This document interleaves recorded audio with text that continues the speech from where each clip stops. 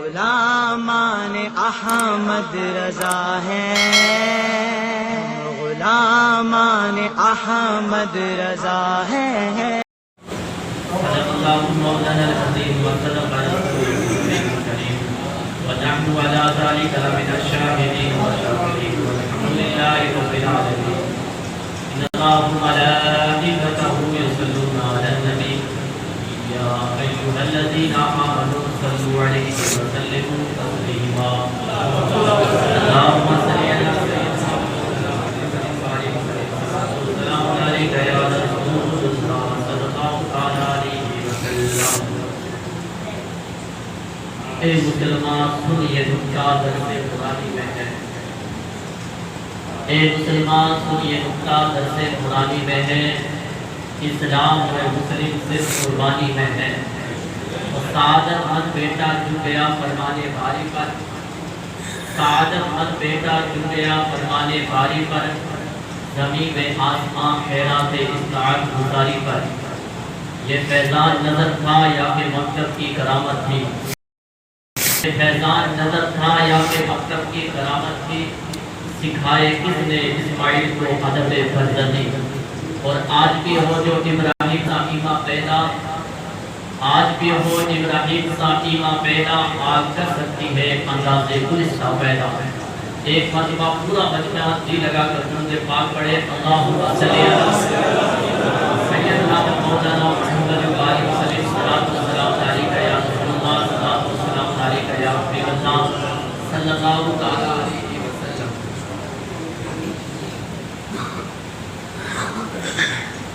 آج جو یہ قربانی ہے، یہ قربانی حضرت ابراہیم علیہ السلام اور حضرت اسماعیل علیہ السلام کی یاد میں مناتے ہیں۔ حضرت ابراہیم علیہ السلام نے 90 سال کی عمر کے اندر دعا مانگ کر اپنے بیٹے کو رب کی بارگاہ سے لیا تھا۔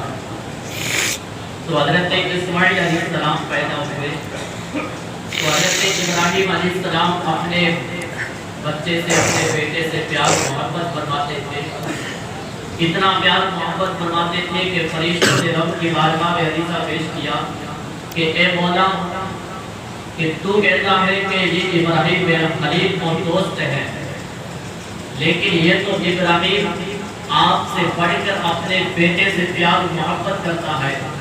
رب نے فرمایا اے فرشتوں، نہیں، یہ نہیں ہو سکتا ہے، مجھ سے زیادہ محبت یہ کسی سے نہیں کرتا ہے، چاہے اسی کا بیٹا کیوں نہ ہو۔ تو فرشتوں نے کہا مولا نہیں، یہ آپ سے زیادہ، آپ سے بڑھ کر اپنے بیٹے سے محبت فرماتا ہے۔ تب اللہ تبارک و تعالی نے حضرت ابراہیم علیہ السلام کا اتنا بڑا امتحان لیا اور فرشتوں کو بتایا، اے میرے فرشتوں، دیکھو میرا خلیل، میرا دوست کس سے پیار و محبت کرتا ہے۔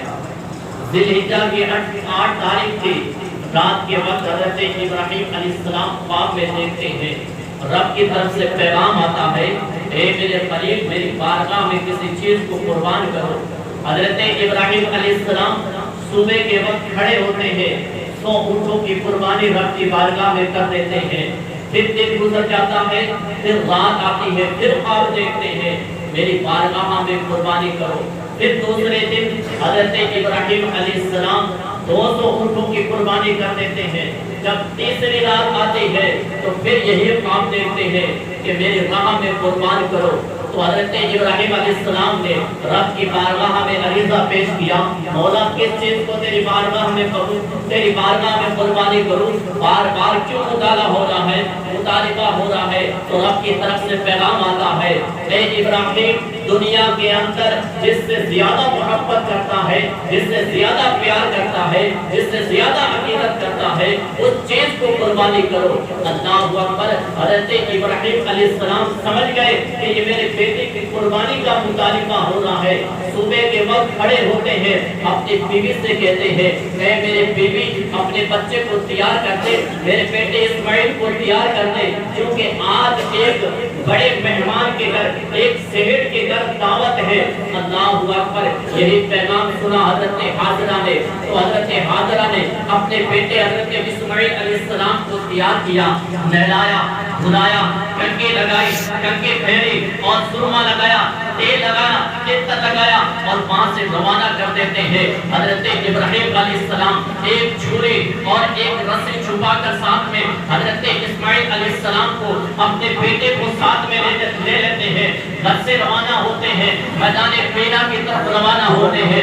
اللہ اکبر، شیطان دیکھ رہا تھا کہ حضرت ابراہیم علیہ السلام اپنے بیٹے کی قربانی دے دی تو بہت بڑا مرتبہ ہے قربانی کا۔ ابلیس نے سوچا کسی طرح قربانی سے ٹالا جائے، حضرت ابراہیم علیہ السلام کو اپنے بیٹے کی قربانی کرنے سے ٹالا جائے اور اسماعیل علیہ السلام کو قربان ہونے سے روکا جائے۔ شیطان ابلیس وہاں سے روانہ ہوتا ہے اور کہا جاتا ہے حضرت اسماعیل علیہ السلام کی والدہ کے پاس جاتا ہے اور کہتا ہے اے حاضرہ، آج تیرا بیٹا کہاں گیا ہے؟ حضرت حاضرہ فرماتی ہے میرا بیٹا ایک بڑے سیٹ کے گھر پر گیا ہے اور وہاں دعوت ہے۔ اللہ اکبر، شیطان نے کہا کہ حاضرہ کوئی دعوت نہیں ہے، کوئی دعوت نہیں ہے، تیرا شوہر حضرت ابراہیم علیہ السلام اپنے بیٹے کو قربانی کے لیے لے گیا ہے، ذبح کرے گا۔ تو والدہ نے کہا کوئی مہربان باپ بھی اپنے بیٹے کو ذبح کرتا ہے؟ تو شیطان نے کہا رب کا حکم ہوا ہے ابراہیم کے میری بارگاہ میں تیرے بیٹے کو ذبح کیا جائے۔ تو حضرت حاضرہ فرماتی ہے مجھے تو شیطان معلوم ہوتا ہے، اگر ایک ابراہیم ہے یہ تو اگر ہزاروں ابراہیم ہوتے تو میں رب کے بارگاہ میں قربان کر دیتی۔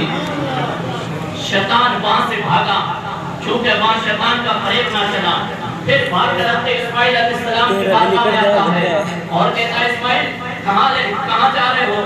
جناب حضرت اسماعیل علیہ السلام فرماتے ہیں میرے والد ساتھ میں ہے اور میں ایک دعوت پہ جا رہا ہوں۔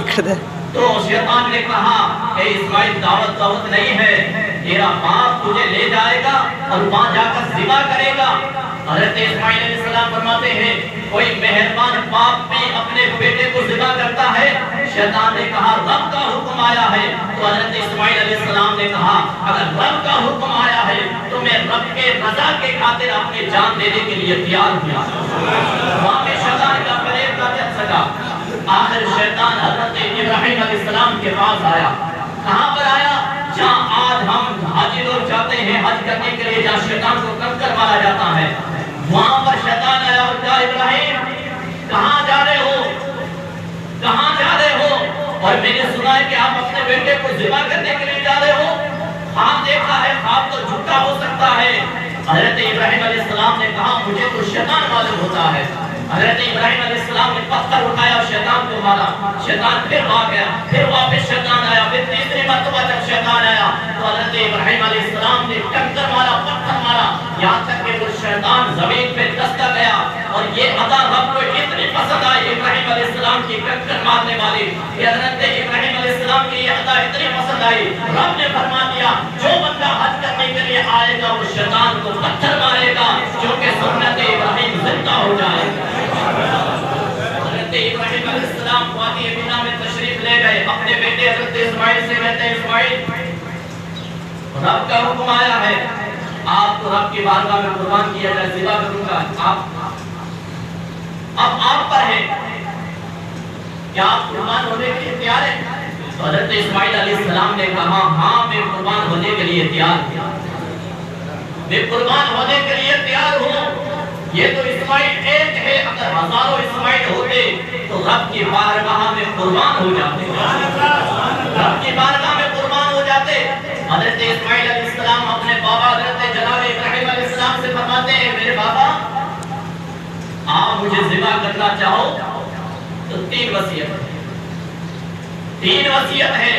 پہلی وصیت یہ ہے کہ آپ ذبح کرنے سے پہلے اپنے آنکھوں پر پٹی باندھ لینا، اپنے آنکھوں پر پٹی باندھ لینا، میرا طرف نہ دیکھ کر آپ کو برداشت نہ ہو تو آپ کا ہاتھ چھری سے دور ہو جائے، اس لیے آپ پہلی وصیت یہ ہے کہ پٹی باندھ لینا۔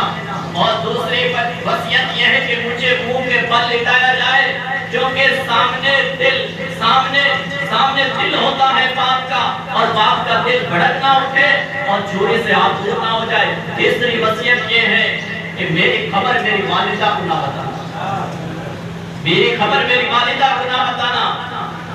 فرشتے دیکھ رہے تھے حضرت ابراہیم علیہ السلام اور محبت کس طرح ہے، جو میرے فرشتوں نے کہا تھا کہ مولا تیرا تو بیٹا میرا خلیل ہے، اور یہ سب سے زیادہ تو اپنی اولاد اپنے بیٹے سے محبت کرتا. فرشتے دیکھ رہے تھے، حیران تھے. حضرت ابراہیم علیہ السلام نے دوپٹے باندھے اور حضرت اسماعیل علیہ السلام کو لے لایا اور ہاتھ میں چھرے لے اور چھرے کو جیسے گردن پر چلائے، چھری نہ چلی. حضرت ابراہیم علیہ السلام کی گردن تو کیا، ایک بال میں چھری نے نہیں کاٹا، ایک بال میں چھری نے نہیں کاٹا. دوسری مرتبہ چلائی، چھری نے نہیں کاٹا. پہلی مرتبہ چلائی، چھری نے نہیں کاٹا. جب دوسری مرتبہ چلائی تو چھری نے نہیں کاٹا. تو حضرت ابراہیم علیہ السلام نے چھری کو پتھر پر پھٹکا تو پتھر کے دو ٹکڑے ہو گئے، دو ٹکڑے ہو گئے. حضرت ابراہیم علیہ السلام فرماتے چھری سے، چھری تو کیوں نہیں چلی؟ اگر چلی ہے تو پتھر کے دو ٹکڑے ہو گئے اور میرے بیٹے اسماعیل پر کیوں نہیں چلے؟ تو چھری زبان ہاتھ سے کہتی ہے ابراہیم، جب تجھے آگ میں ڈالا جا رہا تھا اور آگ میں ڈال دیا گیا تھا، اس وقت آگ تجھے کیوں نہیں جلائی تھی؟ تو حضرت ابراہیم فرماتے ہیں اے چھوڑے، اس وقت رب کا حکم ہوا تھا، آگ ٹھنڈی ہو گئی تھی. تو حضرت ابراہیم علیہ السلام فرماتے ہیں اے چھوڑے، چھوڑے فرماتے ہیں اے ابراہیم، وہاں تو ایک مرتبہ رب کا حکم ہوا تھا، اب تو 70 مرتبہ رب کا حکم ہوا ہے. اے چھوڑے میرے اسماعیل پر نہ چلنا، اے چھوڑے میرے اسماعیل پر نہ چلنا. جب تیسری مرتبہ حضرت ابراہیم علیہ السلام چھوڑے کو جیسے ہی چلانا چاہا، رب کی طرف سے پیغام آتا ہے جبریل جاؤ جنت سے جاؤ، وہاں سے ایک میڈا لے لو اور میرے خلیل حضرت اسماعیل کو وہاں سے اٹھا لینا اور اس کی جگہ اس میڈے کو رکھ دینا. اللہ اکبر. جبریل جاتے ہیں، جنت سے جاتے ہیں. چھری چلنے ہی والی تھی کہ حضرت جبریل جنت سے میڈا لے کر آتے ہیں، اسماعیل کو اٹھاتے ہیں، اسماعیل کی جگہ اس میڈے کو رکھتے ہیں. اور جیسے حضرت ابراہیم علیہ السلام نے چھری چلائی، اب چھری چل گئی ہے اور حضرت اسماعیل علیہ السلام کھڑے مسکرا رہے تھے. اس وقت جبریل نے کہا اللہ اکبر اللہ اکبر. تو حضرت اسماعیل نے کہا لا الہ الا اللہ واللہ اکبر. تو حضرت ابراہیم علیہ السلام نے جب پٹی اپنی ہٹائی تو حضرت اسماعیل علیہ السلام کو دیکھا تو اس وقت کا للہ الحمد، للہ الحمد. وہ منظر کیسا منظر تھا، باپ اپنے ہاتھوں سے اپنے بیٹے پر چھری رکھی تھی. وہ کیسا پیارا منظر تھا. فرشتے بھی دیکھ رہے تھے، فرشتے حیران تھے. رب نے فرمایا فرشتوں دیکھ لو اب میرا خلیل کس سے محبت کرتا ہے. میرا خلیل میرا دوست ہے. واتخذ اللہ ابراہیم خلیلا، کہ اللہ کے دوست اور خلیل حضرت ابراہیم ہے. اپنے رب کے خاطر اپنے بیٹے کو قربان کر دیا تھا. پیارے آقا علیہ السلام کے پیارے دیوانوں، کیسا مذہب اسلام ہے. مذہب اسلام کیسا مذہب ہے، کیسا دھرم ہے کہ جب سال نیا شروع ہوتا ہے قربانی پر، اور جب سال ختم ہوتا ہے قربانی پر، اور جب ختم ہوا قربانی پر ختم ہوا، رب کا حکم ہوا لیکن اسماعیل علیہ السلام کی گردن بچ گئی. اور جب سال شروع ہوا تو امام حسین نے اپنی گردن کو کٹا ڈالا.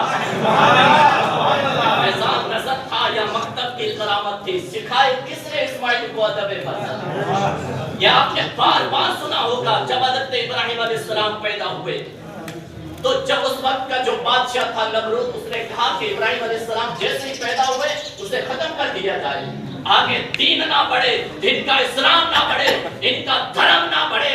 لیکن وہ رب کی ذات دیکھ رہی تھی، یہی ابراہیم سے نور محمدی چمکے گا اور یہی ابراہیم سے نور محمدی نکلے گا، پوری دنیا کے اندر نور محمدی پھیل جائے گا. اس نے کہا آج بھی ہو جو ابراہیم سا ایمان پیدا آگ کر سکتی ہے انداز گلستہ پیدا. کوئی ہو جو آج ابراہیم علیہ السلام جیسا پیدا ہو بندہ اور دنیا اسے تنگ کرے. نہیں دوستو، نہیں. ہم نے چھوڑ دیا ہے مذہب اسلام کو، ہم تو چاپلوسی میں لگ گئے ہیں. ہم نے اپنے مذہب کو چھوڑ دیا ہے.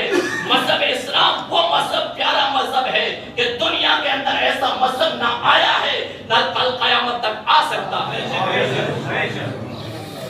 پیارے آقا علیہ السلام کے پیارے دیوانوں، مائک بند ہے۔ پیارے آقا علیہ السلام کے پیارے دیوانوں، آج ہندوستان کی سرزمین پر لوگ اے سے لے کر جڑ تک، ایڑی سے چوڑی تک اسلام کو مٹانے کی کوشش کر رہے ہیں۔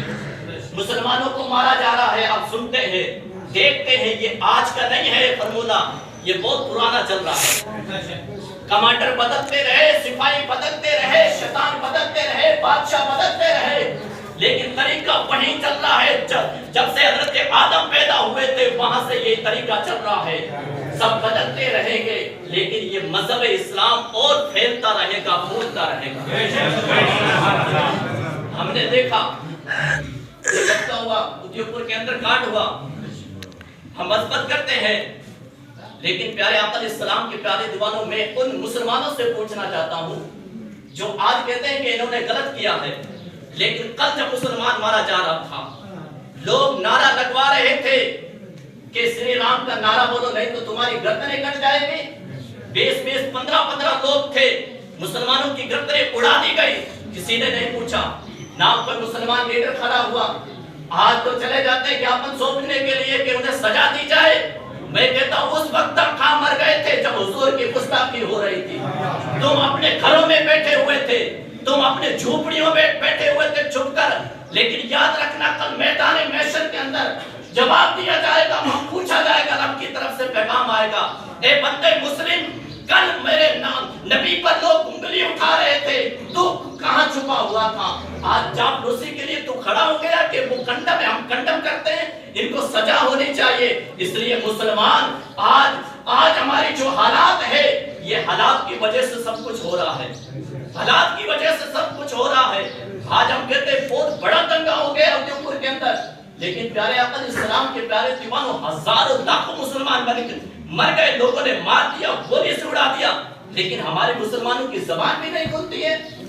ایک ہوا تو سب کچھ ہو گئے۔ کسی نے کہا تھا آج سے کئی سال پہلے، ہم آ بھی کرتے ہیں تو ہو جاتے بدنام، ہم آ بھی کرتے ہیں تو ہو جاتے ہیں بدنام، وہ قتل بھی کرتے ہیں تو چرچا نہیں ہوتا، وہ قتل بھی کرتے ہیں تو چرچا نہیں ہوتا۔ آج ایک ہوا پوری دنیا الٹ گئی، اور لیکن مسلمانوں کی ہزاروں جانیں چلی گئی، کوئی پرواہ نہیں کر رہا ہے۔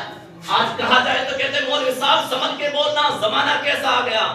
ارے پیارے آقا علیہ السلام کے پیارے دیوانوں، وہ زمانہ دیکھو، نمرود کا زمانہ تھا نا، اس وقت کلمہ پڑھنے والے صرف حضرت ابراہیم علیہ السلام تھے، لیکن حضرت ابراہیم علیہ السلام چھپ کر اپنے کمرے میں نہیں بیٹھ گئے تھے۔ جب اس میلے پر حضرت ابراہیم علیہ السلام نے بتوں کو توڑا تھا، اس وقت بادشاہ کی حکومت تھی بابر کی، اس نے کہا بلایا جائے اس کو، میں ہمارے بتوں کو کس نے توڑا ہے؟ حضرت ابراہیم علیہ السلام کو بلایا گیا، حضرت ابراہیم علیہ السلام بے دھڑک دربار میں لے گئے۔ کون سا دربار؟ جس دربار کے اندر خدا کی دعویٰ کیا جاتا تھا، اپنے آپ کو خدا مانا جاتا تھا، لیکن اللہ کے نبی، اللہ کے خلیل بے دھڑک لے گئے اور بادشاہ سے کہا بولو کیا بات ہے؟ بادشاہ نے کہا یہ ہمارے خداؤں کا حال تو نے ایسا کیا ہے؟ حضرت ابراہیم علیہ السلام نے کہا میں نے کہاں سے کیا؟ پوچھو تمہارے بڑا جو ہے، بڑا یہ بت رکھا ہوا ہے، خدا اس سے پوچھا جائے۔ تو بادشاہ نے کہا یہ تو بول بھی نہیں سکتے ہیں۔ تو حضرت ابراہیم علیہ السلام بے دھڑک ہو کر کہا یہ بول نہیں سکتے تو پھر تمہارا خدا کیسے ہو سکتا ہے؟ خدا کیسے ہو سکتا ہے؟ اور آج کل کا کچا ایمان والا کہتا نہیں یہ بادشاہ کی حکومت ہمیں جیل میں ڈال دے گی۔ پیارے آقا علیہ السلام کے پیارے دیوانوں، اسلام کو جو بچایا ہے، اسلام کو جو پھیلایا ہے، آج بھی ہندوستان کے سرزمین پر کوئی بھی بندہ اگر اسلام کے خلاف انگلی اٹھاتا ہے، کون جاتا ہے اسلام کو بچانے کے لیے؟ کون جاتا ہے؟ کون نکلتا ہے؟ کوئی پارٹی کا لیڈر مسلم نہیں نکلتا ہے، یہی مولوی نکلتے 5000 10,000 تنخواہ میں بیٹھنے والے، یہی نکلتے ہیں، اور انہوں نے اسلام کو پھیلایا اور بچایا ہے، اسلام کو پھیلایا ہے۔ آج جیلوں میں دیکھا جائے کون بند ہو؟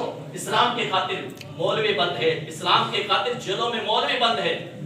پیارے آقا علیہ السلام کے پیارے دیوانوں، بھارت کی بات آ گئی، ہندوستان کی، اس ہندوستان کو بھارت، اس ہندوستان کو جو بھارت بنانے والے تھے، اکھنڈ بھارت بنانے والے تھے، وہ کون تھے؟ یہ مسلم قوم تھی۔ اس بھارت کو اکھنڈ بھارت مسلمانوں نے بنایا تھا۔ جب جنگ کی آزادی ہوئی تھی اس سے پہلے کئی سال پہلے کسی کے من کے اندر بھی نہیں تھا، دماغ کے اندر بھی نہیں تھا کہ یہ دیش آزاد ہوگا۔ اس سے پہلے علامہ فضل خیر آبادی نے فتویٰ دیا تھا انگریزوں کے بیچ میں، کہا اس سے جہاد کیا جائے، اس سے لڑائی کی جائے۔ اس وقت سب انگریز ٹوٹ گئے تھے علامہ فضل خیر آبادی پر۔ آج بھی دیکھا جائے دہلی کے دروازے پر سب علماء کرام کے نام آپ کو ملیں گے لسٹ کے اندر، جنہوں نے آزادی کے لیے اپنی جانیں قربانی دی تھی۔ آؤ بتاؤ، مثال دیتا ہوں، آپ کا مربع ہے، آپ نے پوری عمر اس مربے کو بنایا، آخر میں جا کر کوئی بندہ اس مربے پر جا کر ٹانگ لڑائی، کیا آپ اس کو چھوڑے؟ آپ نے محنت کی، تو ہم بھی کہتے ہیں ہندوستان ہمارا تھا، ہمارا ہے، ہمارا رہے گا۔ ہم نے محنت کی ہے، محنت کر کے اس ہندوستان کو بنایا ہے۔ پیارے آقا علیہ السلام کی پیاری دیوان بات اور دور چلے گئے، ایک مرتبہ درود پاک پڑھے، اللہ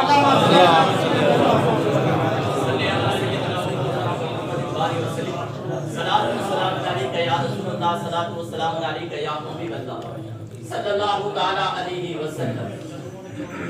تو حضرت ابراہیم علیہ السلام اللہ کے نبی ہے، اللہ کے خلیل ہے۔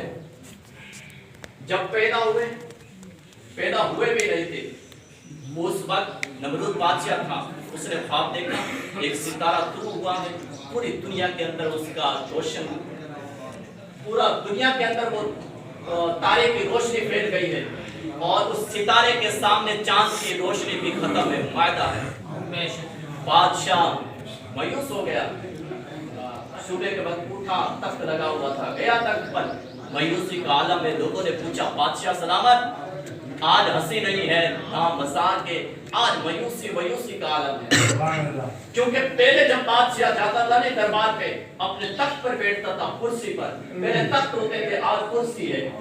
لیکن ہمارے قوم مسلم آج تک کرسی کو رکھنا تھا دل کے اندر، آج تک کرسی کو بیچ دیا کرسی کے خاطر، پھر یہ در کی ٹھوکریں کھا رہے ہیں۔ تو بادشاہ سلامت پہلے تو ایسے نہیں آتے تھے، لوگوں نے پوچھ لیا، بادشاہ نے کہا میں نے خواب دیکھا ہے۔ جو بتانے والے تھے بڑے لوگ، انہوں نے کہا بادشاہ تیری حکومت اب رہنے والی ہے، اب ایک ایسا دنیا میں بچہ پیدا ہوگا دین کو بدل دے گا، دین کو بدل دے گا، بچہ پیدا ہوگا دین کو بدل دے گا۔